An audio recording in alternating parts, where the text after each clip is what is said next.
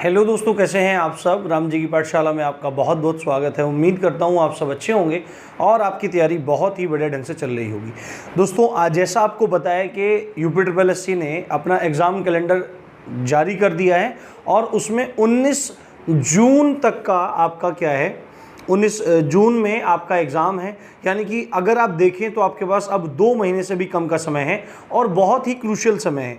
यदि अब तक आपने ठीक से पढ़ाई नहीं की है तो अब आप लग जाइए, 2 महीने भी सफिशिएंट होंगे बहुत बेहतर तरीके से पढ़ करके लेखपाल जैसी वैकेंसी में अपने लिए एक जॉब सिक्योर करना।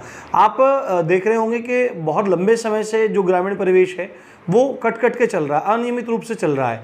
पहले मैं 15-20 मिनट की वीडियो डाल रहा था, परंतु अब मैं 1-2 दिन से इन चीज़ों के लिए प्लान कर रहा था और आगामी 20 से 25 कक्षाओं में, चाहे वो कितनी बड़ी कक्षाएं मुझे रखनी पड़े, अब से नॉर्मली जो कक्षा रहेगी वो 30 मिनट के आसपास रहेगी और मुझे अगर आवश्यकता पड़ेगी तो मैं 35 मिनट, 40 मिनट, 45 मिनट तक भी इन क्लासेस को अब खींच दूंगा और आने वाली 25 कक्षाओं में आपका सारा पाठ्यक्रम खत्म करके उसके बाद हम दबा के सब्जेक्ट की प्रैक्टिस करेंगे। तो यदि आप चैनल पर पहली बार आए हैं तो सब्सक्राइब जरूर कर लीजिए। साथ में हिंदी भी आज से ही चालू होने वाली है। अभी जब ये वीडियो आपको मिलेगी उसके 2.5 से 3 घंटे बाद आपको दूसरी हिंदी की वीडियो मिल जाएगी बहुत अच्छे तरीके से। तो दबा के शेयर कीजिए और अच्छे से मेरे साथ पढ़ना शुरू कीजिए। हम लोगों ने अब तक 32-33 वीडियो देख लिए हैं जो छोटे वीडियो थे, पर आज जो वीडियो है आई थिंक 34वां वीडियो है। अब मैं बाद में बनाऊंगा तब मुझे पता लगेगा। तो हम केंद्रीय योजनाओं को पढ़ रहे हैं और आप यकीन मानो राम जी की पाठशाला जो चीज़ भी पढ़ाता है वो बहुत डिटेल से पढ़ाता है, बहुत मतलब अच्छे तरीके से कवर की जाती हैं। आपको एग्जाम में जाके अगर आपने तसल्ली से पढ़ा होगा बिल्कुल भी ऐसा फील नहीं होगा कि भाई हमारा कोई छूट गया है। तो हम केंद्रीय योजनाओं को पढ़ रहे हैं और आज केंद्रीय योजनाओं में हम 5-6-7 योजनाओं को पढ़ने वाले हैं, जिसमें सबसे पहले है हमारी दीनदयाल उपाध्याय ग्राम ज्योति योजना। दूसरी है हमारी प्रधानमंत्री आवास योजना शहरी। इससे पहले हम प्रधानमंत्री आवास योजना ग्रामीण पढ़ चुके हैं। उसके बाद बेटी पढ़ाओ बेटी बचाओ बेटी पढ़ाओ है। इसी तरह और भी योजनाएं हैं, उनको देखते हैं। एक बार आप इसका स्क्रीनशॉट ले लीजिए जिससे आपको नोट्स वगैरह बनाने में आसानी हो। तो देखो, जो मैंने ये कल कम्युनिटी में भी क्वेश्चन पूछा था, आप कम्युनिटी में भी लगातार मतलब बने रहें। कम्युनिटी में भी क्वेश्चन में डालता रहता हूँ, वहाँ से आप देखते रहें, चीज़ों को करते रहें और टेलीग्राम को भी ज्वाइन कर लें, वहाँ पे भी अच्छी चीज़ें डालता रहता हूँ। तो दीनदयाल उपाध्याय ग्राम ज्योति योजना जो है ये आपकी 20 नवंबर 2014 में शुरू की गई थी। 20 नवंबर 2014 में शुरू की गई थी और ये जो योजना है, नाम से ही पता आपको लग रहा है ग्राम ज्योति योजना। क्या है? ग्राम ज्योति योजना। तो मैंने उससे पूछा था भाई ग्राम ज्योति योजना किससे संबंधित है? केरोसिन वितरण से संबंधित है, विद्युत वितरण से संबंधित है, अनाज वितरण से संबंधित है, या इनमें से कोई नहीं है ना? इनमें से कोई नहीं, ऐसा था मामला पूरा। तो बहुत सारे लोगों ने केरोसिन भी लगा दिया, अनाज भी लगा दिया, बट ज़्यादातर लोगों ने उसमें उत्तर लगाया विद्युत वितरण। देखो, भारत में बहुत लंबे समय से ही ये बिजली वाली समस्या बनी आ रही थी। इससे पहले एक योजना थी राजीव गांधी ग्रामीण विद्युतीकरण योजना। ये मैंने आपको पढ़ाई थी, सच में मेरे को भी बहुत बकवास लगी थी। अब आप ये मत कहने लग जाना कि मैं बीजेपी का आदमी हूँ। भाई साहब, आपको ऐसा लगता है मैं तिलक लगा के रखता हूँ तो बीजेपी का आदमी हूँ। बीजेपी, ये जो तिलक है ना, ये बीजेपी की कोई वो नहीं है, ठीक है? उनकी सरोकार नहीं है या उनकी जायदाद नहीं है, ये भारत की जायदाद है, ठीक है? ऐसा नहीं है जो तिलक लगाता है वो बीजेपी वाला है।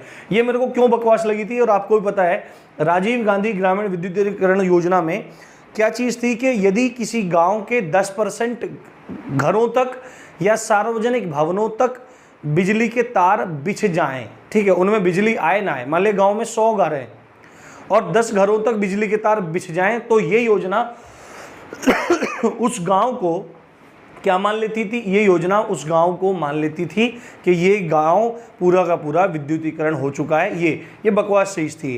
तो देखो, ज़्यादा ज़ोर से बोलने की वजह से गले में खराश हो जाती है हमेशा, तो मैं थोड़ा पानी पीता रहता हूँ। तसल्ली से क्लास करेंगे आज एकदम। तो ये जो राजीव गांधी ग्रामीण विद्युतीकरण योजना थी, इसको रिप्लेस किया दीनदयाल उपाध्याय ग्राम ज्योति योजना ने। एक बार मैं साइड में हट के पानी पी लेता हूँ, आप लोग देख लीजिए।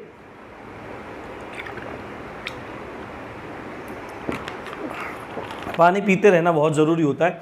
तो इस योजना को रिप्लेस किया। तो अब ये मतलब क्यों चालू की गई? अच्छा, ये ही क्यों नहीं, ये इसको ही क्यों नहीं किया गया? इसको ही कंटिन्यू कर देते, नाम थोड़ा चेंज कर देते। इसको रिप्लेस क्यों किया गया? इसको रिप्लेस क्यों किया गया? क्योंकि ये एक फॉर्मेलिटी थी, ये एक औपचारिकता थी। वास्तविकता में गांवों तक बिजली पहुंच ही नहीं रही थी, चाहे वह बिजली कृषि कार्यों के लिए हो, चाहे वह बिजली गैर कृषि कार्यों के लिए हो, दोनों में से कोई भी काम नहीं बन रहा था। अभी अपना ही बचपन देख लीजिए, अगर आप 25, 26, 27 या 30 के आसपास हैं तो आपको अपने बचपन में याद होगा कि गाँवों में बिजलियाँ आती नहीं थी, ट्रांसफार्मर फूक जाते थे तो एक एक महीना तक बिजली नहीं रहती थी। हमने भी ये चीज़ें देखी हैं अपने गांव में। कभी दिन का वार चलता था, कभी रात का वार चलता था, 7 दिन में 7 दिन रात को, और वो भी 4-5 घंटे बिजली, बहुत बुरी हालत थी। तो इसी चीज़ को इम्प्रूव करने के लिए, गाँवों तक बिजली पहुँचाने के लिए, समय की अवधि को बढ़ाने के लिए ये योजना लागू की गई।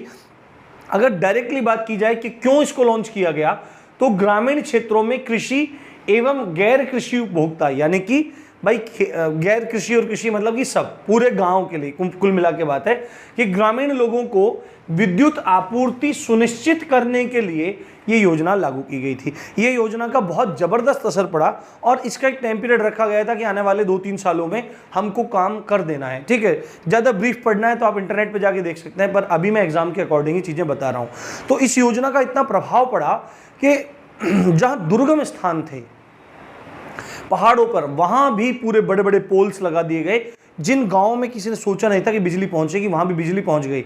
और जहां पर बिजली तारों के माध्यम से पहुंचाना असंभव था, वहां इसी योजना के अंतर्गत सोलर पैनल लगाए गए और लोगों को बिजली मुहैया कराई गई।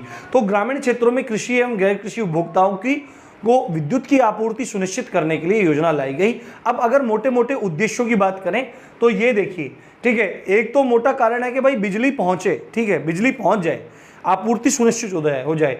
बट एक बार ये चीज हो गया, मैं बहुत पैशन से पढ़ाता हूँ, मेरा बहुत मन लगता है पढ़ाने में, इसलिए मुझे ध्यान नहीं रहता, मेरी वॉल्यूम कभी ज़्यादा होगी कभी कम हो गई। जब मैं ऑफलाइन में पढ़ाता था तो 200 बच्चों के बीच में भी, 100, 150, 200 बच्चों के बीच में भी मुझे कभी भी माइक की ज़रूरत नहीं पड़ती है, और वही अभ्यास मुझे आज तक बना हुआ है। हालांकि माइक लगा हुआ, मैं धीरे बोलूँगा तो भी चीज़ें क्लियर हो जाएंगी, पर कोई बात नहीं, धीरे धीरे हम भी अभ्यास बना लेंगे। उद्देश्य क्या था कि ग्रामीण क्षेत्रों में जो विद्युत वितरण है उसकी अवधि में सुधार किया जाए। अवधि में यानी कि अगर पहले 5-4 घंटे बिजली आ रही थी तो वर्तमान समय में आप देखो 17 से 18 घंटे बिजली ग्रामीण क्षेत्रों में दी जा रही है, तो वो इसी योजना की देन है।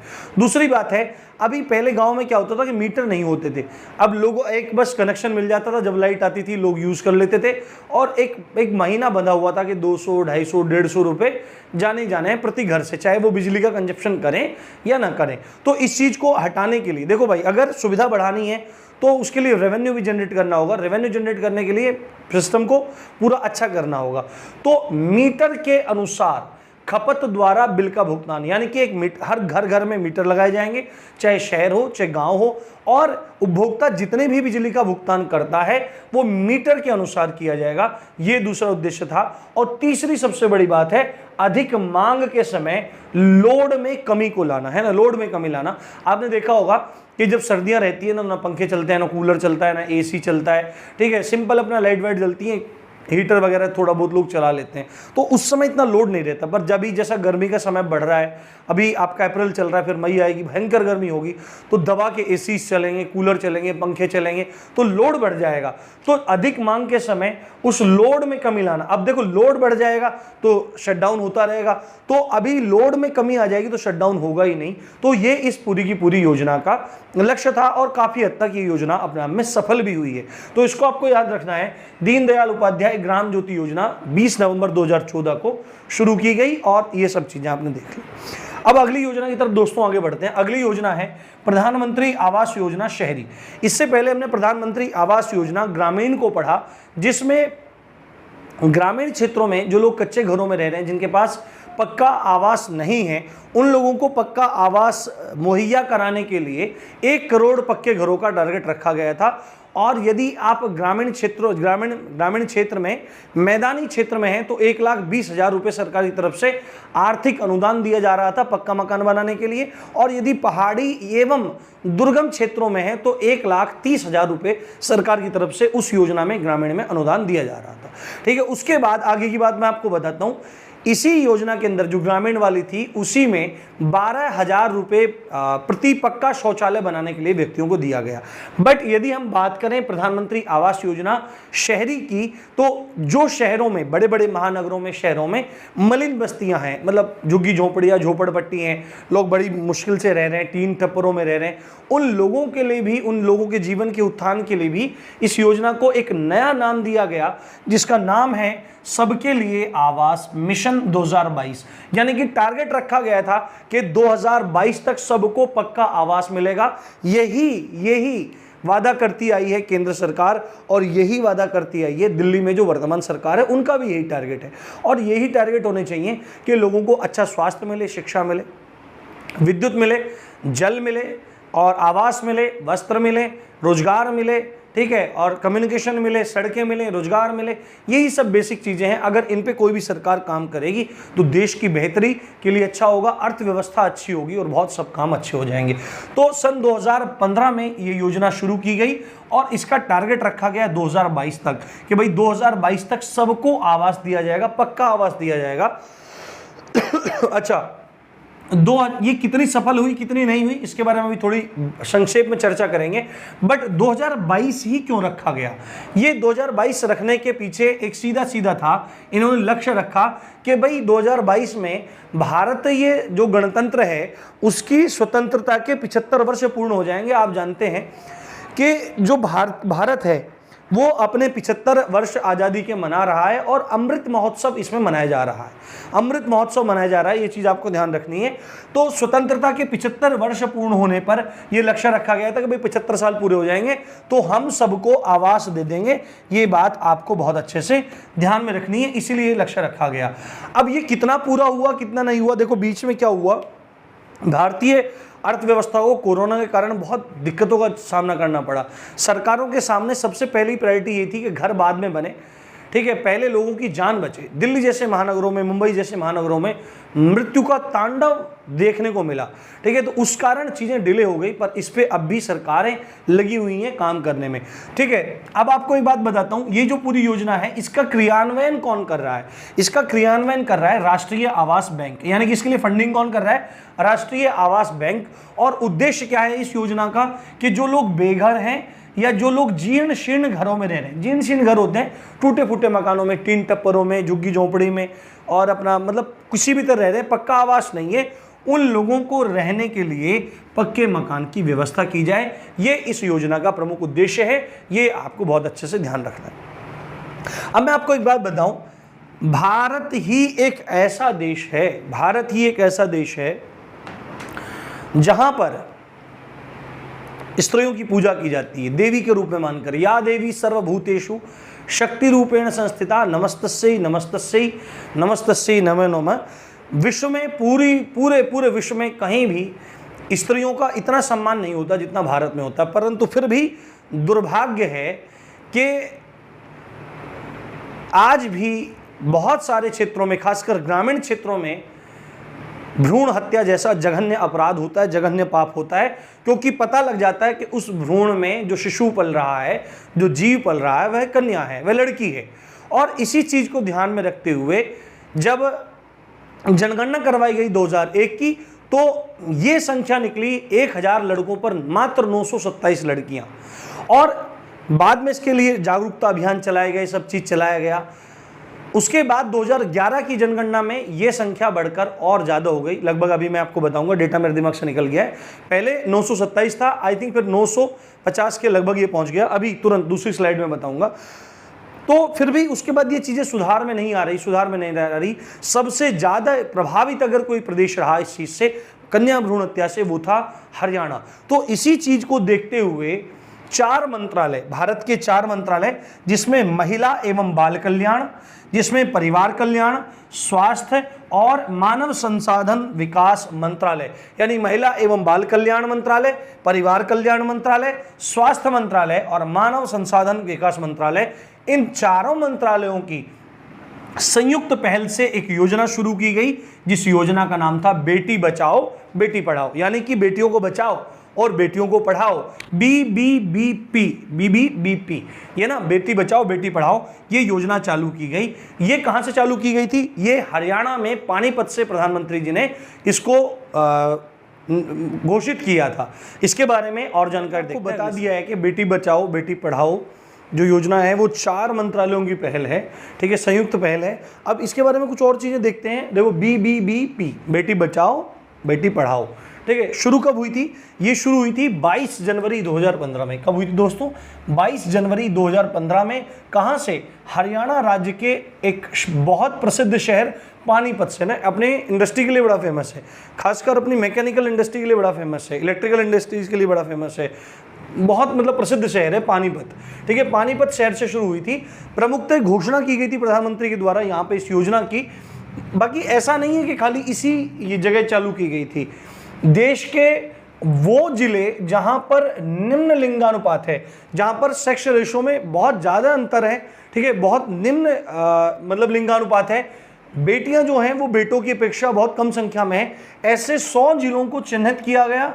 और उन 100 के 100 जिलों में, जिनमें हरियाणा भी एक शामिल था, हरियाणा का ये पानीपत भी शामिल था, वहां पर ये योजना लागू की गई। परंतु अगर आप आज पूछें कि आज के परिप्रेक्ष्य में ये कहां पर लागू है, तो वर्तमान स्थिति में देश के सभी 640 जिलों में ये योजना समान रूप से लागू है और समान रूप से इसमें कार्य किया जा रहा है, ठीक है। मैंने आपको बताया कि इस योजना को चलाने की आवश्यकता क्यों पड़ी। इस योजना को चलाने की आवश्यकता इसलिए पड़ी कि सन 2001 में जब हमारा क्या हुआ, जनगणना की गई, तो लिंगानुपात, जो औसत लिंगानुपात पूरे भारतवर्ष का निकल कर आया, वो आया 927 बालिकाएं प्रति 1000 बालक, है ना। 927 लड़कियां थी 1000 लड़कों पर। फिर उसके बाद धीरे धीरे काम हुआ, इंप्रूवमेंट हुआ, तो ये लिंगानुपात थोड़ा बढ़ गया, 927 से बढ़कर 943 हो गया। परंतु अब भी कुछ जिले ऐसे थे, कुछ स्थान ऐसे थे, कुछ प्रदेश ऐसे थे जहां पर इस लिंगानुपात की स्थिति बहुत ज़्यादा भयावह थी। अब आपको मैं एक बात बताता हूँ, ये स्थिति क्यों बनी भारत में, ये स्थिति क्यों बनी कि लड़कियों को गर्भ में ही मारा जा रहा है, ये क्यों बनी? देखो, इसके पीछे 3 प्रमुख कारण हैं जो मुझे अपनी बुद्धि के हिसाब से समझ में आते हैं और आप लोगों को भी इस पर गंभीरता से विचार करना चाहिए। देखो, समाज में हर तरह का व्यक्ति होता है, ठीक है। समाज में भी व्यक्तियों के रहने के और विचार के हिसाब से कई स्लैब बने हुए हैं। एक वो लोग हैं जो बहुत ज़्यादा पैसा कमा रहे हैं और अपनी कैपिटलिस्ट सोच रखते हैं। दूसरे वो लोग हैं जो पैसा ज़्यादा अर्न नहीं करते परंतु समाज के कल्याण के लिए अपने विचारों के माध्यम से बहुत सेवा करते हैं। तीसरे प्रकार के वो लोग हैं जो बीच बात में जी रहे हैं कि भाई ठीक है, फैसिलिटी मिल गई, गाड़ी कूलर एसी हो गया, मौज कर ली लाइफ में, थोड़ा बहुत बैंक बैलेंस बना लिया और चल गया। और एक वो लोग हैं जो बहुत निम्न स्तर पर जी रहे हैं, जिनको जीवन का पता ही नहीं, बस कमा लिया खा लिया, या जी रहे हैं मर रहे हैं, कुछ भी। तो सबसे ज़्यादा जो ये समस्या पनपी, ये जो समस्या सबसे ज़्यादा पनपी, ये लास्ट 2 फेज में, जो मध्यम वर्गीय हैं, जो खा रहे पी रहे, एसी कूलर पंखे लगे हुए हैं, है ना, वहाँ पर ये समस्या सबसे ज़्यादा पनपी, ठीक है, सबसे ज़्यादा। क्यों? कारण क्या है? और सबसे निचला स्लेब है वहाँ पर पनपी। देखो, लड़कियाँ पैदा कोई 3 कारणों से नहीं करना चाहता। पहला कारण दोस्तों कि लड़की जब पैदा हो जाती है तो लोगों को लगता है कि भाई अब ये लड़की पैदा हो गई है, अब इसकी सुरक्षा कैसे होगी। समाज में हर उस बाप को जिसको लड़की पैदा हो रही है, हमारे समाज में ऐसी स्थिति बन गई है कि ये लड़की पैदा होगी, ये बड़ी होगी, ठीक है, स्कूल जाएगी, ये कॉलेज जाएगी, तो कहीं इसके साथ में कुछ गलत ना हो जाए। सीधे शब्दों में बोलूँ तो कहीं इसके साथ में रेप ना हो जाए। और ऐसा स्वाभाविक हो भी रहा है। पता नहीं कैसे कैसे दुर्दांत लोग भारत में 3-3 महीने की बच्चियों को नहीं छोड़ रहे हैं, ऐसे दुर्दांत राक्षस हैं। इनके लिए आईपीसी में मृत्युदंड तक के प्रावधानों को किया गया है ना। आर्टिकल सेक्शन 376 में अगर 12 वर्ष की लड़की के साथ में रेप किया जाता है या गैंग रेप किया जाता है, विभिन्न उसमें पार्ट हैं, यदि रेप किया जाता है, गैंग रेप किया जाता है, तो मृत्युदंड का प्रावधान करती है भारतीय दंड संहिता की धारा 376 एवं उसके विभिन्न विभाग। परंतु केवल इतना करने से ही चीज़ें नहीं। पहली बात है बच्ची की सुरक्षा वाली, दूसरी बात है चलो बेटी बच गई, सब ठीक काम हो गए। अब उसके लिए समस्या है शादी के लिए माथापच्ची करने की। शादी करने के लिए जब भी कोई बाप जाता है तो उसके सामने सबसे बड़ी समस्या आती है कि वह एक योग्य वर को ढूंढना चाहता है। योग्य वर को ढूंढना चाहता है तो योग्य वर वाले इतना बड़ा मुंह फाड़ के रखते हैं, इतना कैश चाहिए, इतने की शादी चाहिए, इतने के जेवर चाहिए, इतने की गाड़ी चाहिए। यानी कि अब उस बाप के कंधे पर इतना बड़ा बोझ है उस लड़की को लेकर, ठीक है, कि यार मैं अपना घर कैसे चलाऊं, मैं अपने और बच्चों को कैसे पालूं, और मेरे को इस बेटी का वो भी करना है। अगर उसको एक बेटी पहले से तो दूसरी पैदा होते ही उसको बहुत ज़्यादा टेंशन हो जाती है। ये उसकी गलती नहीं है, समाज की गलती है, ठीक है। और तीसरी समस्या है, चलो ये दोनों काम भी उसने बाप ने कर दिए, तीसरी बात है उसके बाद भी समाज में इतने घटिया लोग हैं कि इतना होने के बावजूद भी उस दूसरे की बेटी जिसने अपना सब कुछ दे दिया है, अपने जिगर का टुकड़ा निकाल करके आपको दे दिया है, उस जिगर के टुकड़े को मारते हैं, पीटते हैं, परेशान करते हैं। और सास तो सबसे बढ़कर है, अपनी बेटी बेटी, दूसरे की बेटी नौकरानी, ये सोच रखती है। जिस तरह अपनी सोच रखी, अपनी बेटी के प्रति सोच रखती है, अगर इसी तरह उसको भी मान ले तो सारी समस्याएं खत्म हो जाएं। तो समाज को ये सोचना पड़ेगा कि भाई इन 3 चीज़ों का निराकरण समाज कर दे, कैसे भी करके, कि कभी विस्तार से चर्चा करेंगे। इन 3 चीज़ों का निराकरण कर दे, इस योजना की आवश्यकता आज खत्म हो जाएगी समाज में। क्यों है आवश्यकता रुपये पैसे कौड़ी की, दहेज में लाखों करोड़ों रुपए की? क्यों है आवश्यकता बाद में उस बेटी को परेशान करने की? और समाज में आवश्यकता क्यों है ऐसे दरिंदों को पैदा करने की, जिनको वो नवरात्रों के दौरान कन्या मानकर पूजते हैं और नवरात्रों के बाद राक्षस की भांति अपनी वासना की पूर्ति के लिए उन पर झपट पड़ते हैं एवं उनकी अस्मिता एवं उनकी जान के साथ में भी खेल लेते हैं। ऐसे लोगों को तुरंत धराशायी किया जाना चाहिए। कुछ ऐसे कानून भारतवर्ष में होने चाहिए। तो ये कुल बातें हैं, ये विचार करने योग्य बातें हैं, ठीक है। अब यहाँ पर देखिए, अब इस जो ये पूरी योजना है, इस योजना का ब्रांड एम्बेसडर बनाया गया था माधुरी दीक्षित को। माधुरी दीक्षित भारतीय सिनेमा की एक प्रसिद्ध अभिनेत्री हैं और परिचय की मोहताज नहीं है। तो आपको पता होना चाहिए कि बेटी बचाओ बेटी पढ़ाओ योजना के ब्रांड एम्बेसडर कौन है, तो माधुरी दीक्षित है। उद्देश्य क्या है इस योजनाओं का, तो नाम से ही पता लग रहा है, बेटी बचाओ देन बेटी पढ़ाओ। अगर बेटी बचेगी तो बेटी पढ़ेगी, ठीक है। तो बालिकाओं का अस्तित्व एवं उनकी सुरक्षा को सुनिश्चित करना इसका प्रथम उद्देश्य है। और दूसरी बात है, जब ये दोनों काम हो जाएं तो बालिकाओं की शिक्षा को सुनिश्चित करना भी इस योजना का प्रमुख उद्देश्य है। अब आपको मैं एक बात बताता हूं, इसी योजना के साथ एक और अन्य योजना, या आप उसको उपयोजना कह सकते हैं, बेटी पढ़ाओ बेटी बचाओ बेटी पढ़ाओ योजना की, जिसका नाम है सुकन्या समृद्धि योजना। बहुत अच्छी योजना है। अगर आप भी या आपके घर में भी कोई बेटी है, अभी पैदा हुई है या 10 वर्ष तक उसकी आयु नहीं हुई है, तो उसके लिए बहुत अच्छी योजना है, बहुत अच्छा है। मैं समझाता हूँ। सुकन्या समृद्धि योजना सन 2015 में सेम इसी योजना के साथ लागू हुई थी, वहीं पानीपत हरियाणा से ही, ठीक है। बेटी बचाओ बेटी पढ़ाओ योजना की सहायक योजना है, या आप इसको हिस्सा कह सकते हैं इस योजना को।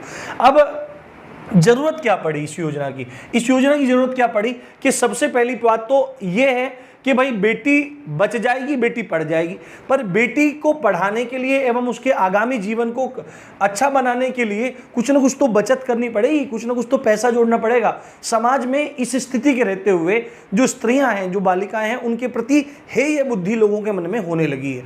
लोग सोचने लगे यार बेटी है, बेटे को पढ़ाओ, इसको यहीं रखो। हरियाणा में तो बहुत बुरा हाल था, परंतु अब स्थिति सुधर गई है।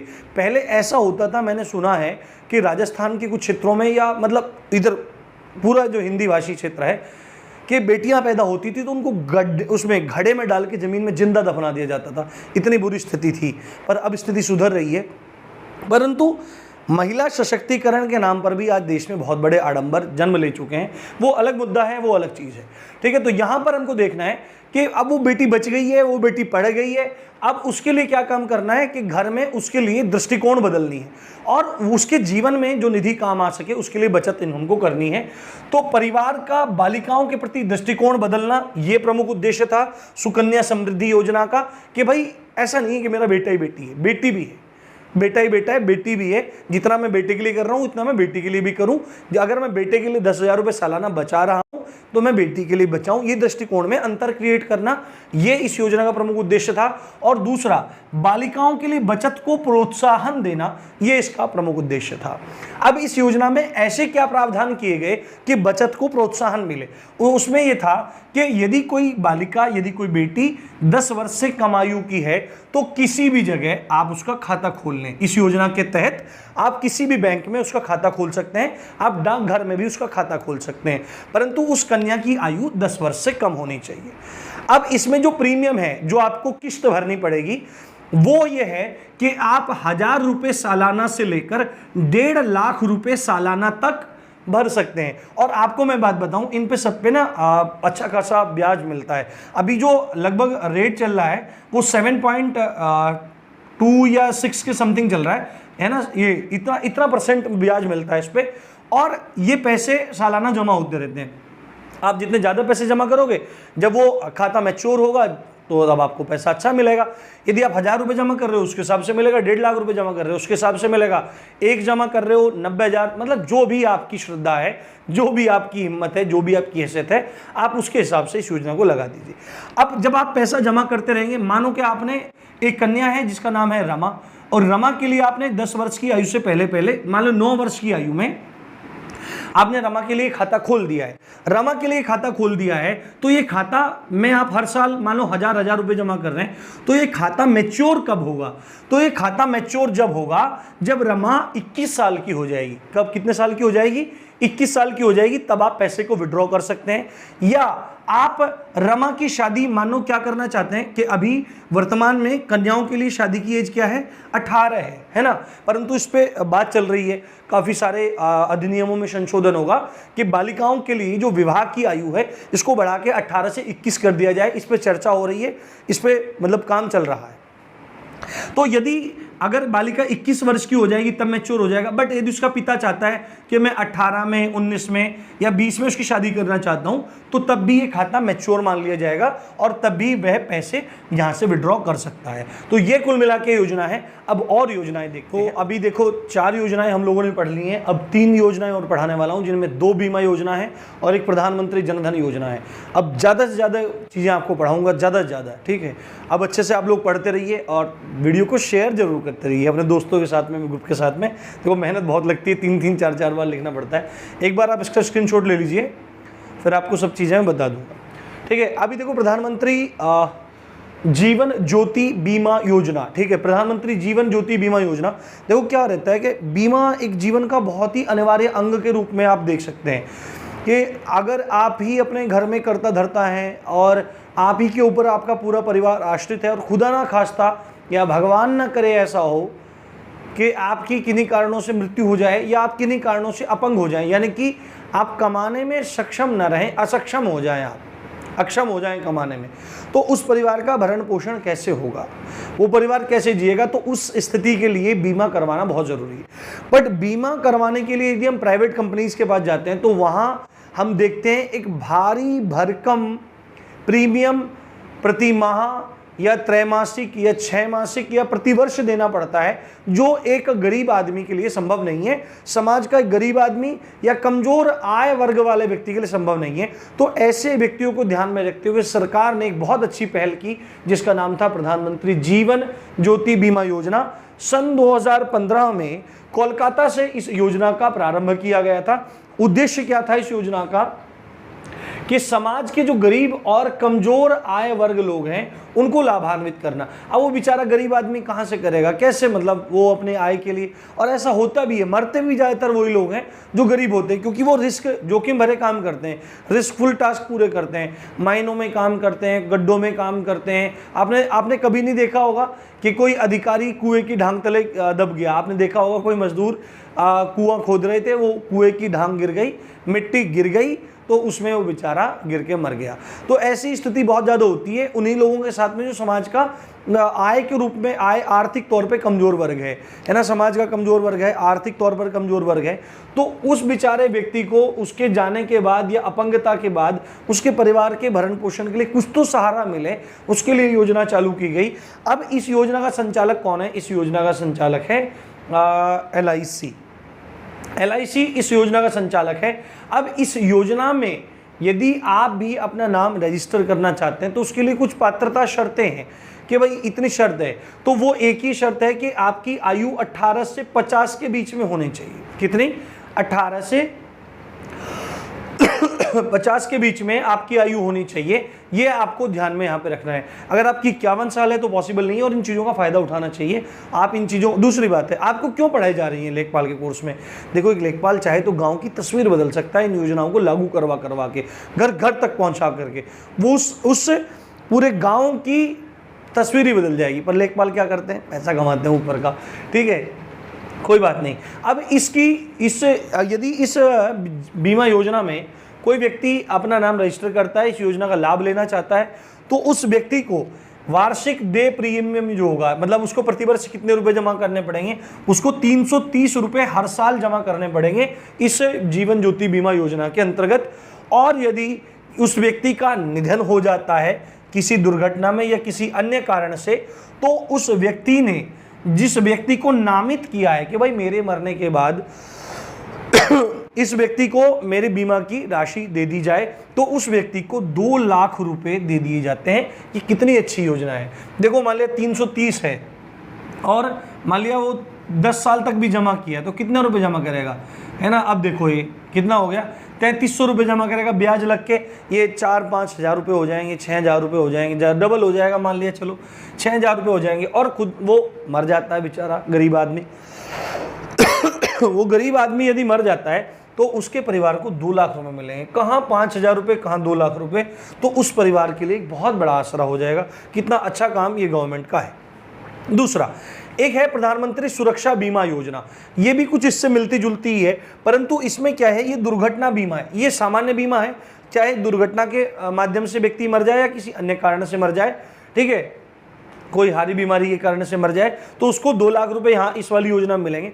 परंतु प्रधानमंत्री सुरक्षा बीमा योजना जो है ये दुर्घटना बीमा है। दुर्घटना में यदि व्यक्ति की मृत्यु हो जाए या वह अपंग हो जाए, है ना, विकलांग हो जाए, बेकार हो जाए, काम ना करने लायक रहे वो व्यक्ति तो उसके परिवार के लिए ये बहुत इंपॉर्टेंट है। शर्त क्या है, शर्त है कि आयु 18 से 70 होनी चाहिए। ध्यान रखना, प्रधानमंत्री सुरक्षा बीमा योजना में आयु 18 से 70 वर्ष है, जबकि प्रधानमंत्री जीवन ज्योति बीमा योजना में आयु 18 से 50 वर्ष है। ये आपको ध्यान रखना है। और एक इंपॉर्टेंट बात, प्रधानमंत्री जीवन ज्योति बीमा योजना से भी बेहतर प्रधानमंत्री सुरक्षा बीमा योजना है कि इस वाली योजना में जो प्रीमियम है वो 330 रुपए प्रति वर्ष है। पर इस योजना का सबसे बड़ी खास बात है कि इस योजना में 12 रुपए सालाना इसकी किस्त के रूप में चुकाने हैं, ना के बराबर। अब देखो यहाँ पे भी देख लो, अगर 12 रुपए 10 साल तक जमा करेगा तो मात्र 120 ही होंगे, बढ़ के 240, 300 रुपए हो जाएंगे। और यदि दुर्घटना में मृत्यु हो जाती है तो उसके परिवार को 2 लाख रुपए मिलेंगे। और यदि वह व्यक्ति अपंग हो जाता है तो उस व्यक्ति को 1 लाख रुपए इस प्रधानमंत्री सुरक्षा बीमा योजना के अंतर्गत दिए जाते हैं। ये बात आपको ध्यान रखनी चाहिए। अब अगला है हमारा प्रधानमंत्री जनधन योजना। बड़ी फेमस थी जब वर्तमान सरकार बनी थी, एनडीए की गवर्नमेंट बनी थी, तब सबसे पहले जो योजना पॉपुलर हुई थी वह यही योजना पॉपुलर हुई थी 2014 के बाद 14 में प्रधानमंत्री जनधन योजना, ठीक है। 28 अगस्त 2014 को यह योजना चालू की गई थी। और इस योजना को चालू करने का उद्देश्य क्या था, आपको सबको पता है कि इस योजना में खाते खोले गए थे। खाते किनके खोले गए थे कि भारत में इतना ज्यादा पॉपुलेशन है परंतु उन परिवारों के पास अपने खाते भी नहीं है बैंकों में। उसके कारण क्या होता था कि उन व्यक्तियों को जब पैसे की जरूरत पड़ती थी वो गांव में सेठों के पास, साहूकारों के पास, बड़े किसानों के पास जाते थे और वो भारी भरकम ब्याज लेकर के उनको बेकार करते रहते थे। पूरी जिंदगी वो लोग ब्याज ही नहीं उतार पाते थे, मूल तो क्या उतारते थे, और वो पीढ़ियों दर पीढ़ियों चलता था। तो उन प्रॉब्लम्स से बचाने के लिए, लोगों को बैंकिंग सुविधा प्रदान करने के लिए एक योजना चलाई गई कि भाई प्रधानमंत्री जनधन योजना है और इस योजना में सभी परिवारों को बैंकिंग सुविधा उपलब्ध हो, ये उद्देश्य रखा गया। और हर परिवार के पास कम से कम एक खाता हो, ठीक है, हर परिवार के पास कम से कम एक खाता हो, ये लक्ष्य रखा गया। लाभ क्या होंगे, देखो जब किसी व्यक्ति का कोई खाता खोला जाता है तो उसको बहुत सारी सुविधा मिलती हैं। वो ट्रांजैक्शन कर सकता है, पैसे निकाल सकता है, डाल सकता है, ऋण ले सकता है और तमाम है। परंतु अब माने अगर कोई गरीब व्यक्ति है तो उसको डेबिट कार्ड मिलेगा, ठीक है। वो बीमा लेना चाहता है तो उसको बीमा भी मिल जाएगा सरकार की तरफ से, क्योंकि ये जो जमा करेगा ये है बीमा मिल जाएगा। उसको पेंशन योजना का लाभ लेना है वो कर लेगा, उसको कर्ज लेना है वो कर लेगा, ठीक है। और भी तमाम काम उसको अगर कोई करने हैं तो वो कर लेगा। और इस तरह से जब वो सारे काम बैंक पे आश्रित हो जाएगा, सरकार नई नई योजनाएं लाएगी, बहुत कम ब्याज दरों पर उसको ऋण दिया जाएगा, तो उस व्यक्ति का उत्थान होगा, ठीक है। अब ये सारे काम करते रहो, खाता उसके पास है नहीं तो प्रॉब्लम है। तो सबसे पहले शुरुआत यहीं से की गई। एक क्रोनोलॉजी आप समझिए, एक चीज़ों को समझिए। तो सेठ साहूकारों से छुटकारा दिलाने के लिए भी इस योजना को शुरू किया गया। और आप मानिए जब ये योजना शुरू हुई थी तब बहुत कम समय में 1 करोड़ से ऊपर खाते खोले जा चुके थे। और यदि आज के परिप्रेक्ष्य में बात करो तो इसी योजना के अंतर्गत 41 करोड़ से ऊपर खाते, 41 करोड़ से ऊपर खाते भारतवर्ष में खुल चुके हैं इस योजना के अंतर्गत। और उन खातों में आज 1 लाख करोड़ से अधिक की जमा राशि मौजूद है। उसमें 1 लाख करोड़ रुपए से ज्यादा की राशि जमा की गई है इन 41 करोड़ से ऊपर खातों में। तो कितना बड़ा इंपैक्ट इन चीजों का पड़ रहा है, कितने लोग लाभान्वित हो रहे हैं। तो एक पढ़ा लिखा व्यक्ति ही सरकार की सभी चीज़ों को देख सकता है, बता सकता है। खाली न्यूज़ चैनलों पे लड़ने से या सड़कों पे नुक्कड़बाजी करने से चीज़ें का नहीं पता लगता है। तो खामियां हमेशा चीज़ों में रहती हैं, परंतु जो काम हो रहे हैं वो वाकई में काबिल तारीफ़ है। तो आज यहीं तक रख लेते हैं, कल अब डेली वीडियो आएगी, चिंता मत करो, अब के बाद प्रॉमिस नहीं टूटेगा। कोई प्रॉब्लम आएगी तो मैं ज़रूर बताऊंगा, इन्फॉर्म करूंगा कि वीडियो आएगी नहीं आएगी, पर अब डेली वीडियो आएगी। तैयार हो जाओ और अच्छे से तैयारी करो। इसी अच्छी बात के साथ आप देख रहे थे राम जी की पाठशाला। मैं हूँ राम भारद्वाज। जय हिंद, जय भारत।